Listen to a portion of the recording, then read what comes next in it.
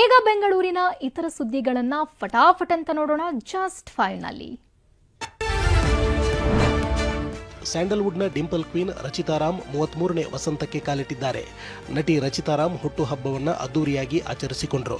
ಬಳಿಕ ಮಾತನಾಡಿದ ರಚಿತಾ ರಾಮ್ ಮದುವೆ ವಿಚಾರವನ್ನ ರಿವೀಲ್ ಮಾಡಿದ್ದಾರೆ. ಆದಷ್ಟು ಬೇಗ ಮದುವೆ ಆಗ್ತೀನಿ, ಅರೇಂಜ್ ಮ್ಯಾರೇಜ್ ಆಗ್ತೀನಿ, ಹುಡುಗನನ್ನ ಹುಡುಕ್ತಿದ್ದಾರೆ ಅಂತ ಹೇಳಿದ್ದಾರೆ.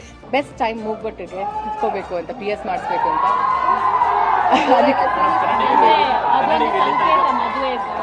ಇಲ್ಲ ನಾನು ಖಂಡಿತ ಮದುವೆ ಆಗಲೇಬೇಕು ಅಂತ ಡಿಸೈಡ್ ಆಗಿದ್ದೀನಿ. ನಾನು ಆಗ್ತೀನಿ, ವೆರಿ ಸೂನ್ ನ್ಯೂಸ್ ಕೊಡ್ತೀನಿ.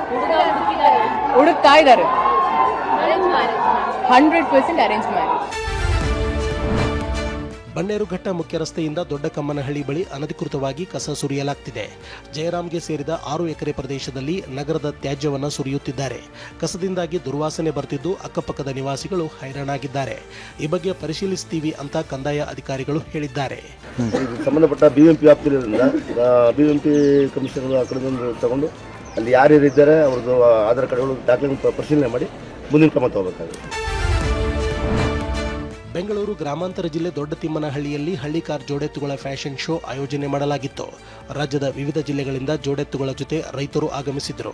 ಎತ್ತುಗಳಿಗೆ ಬಲೂನ್, ಹೂ ಮತ್ತು ವಿವಿಧ ಅಲಂಕಾರ ಮಾಡಲಾಗಿತ್ತು. ಜೋಡೆತ್ತುಗಳ ರ್ಯಾಂಪ್ ವಾಕ್ ನೋಡಿ ನೆರೆದಿದ್ದವರು ಶಿಳ್ಳೆ ಚಪ್ಪಾಳೆ ಹೊಡೆದರು.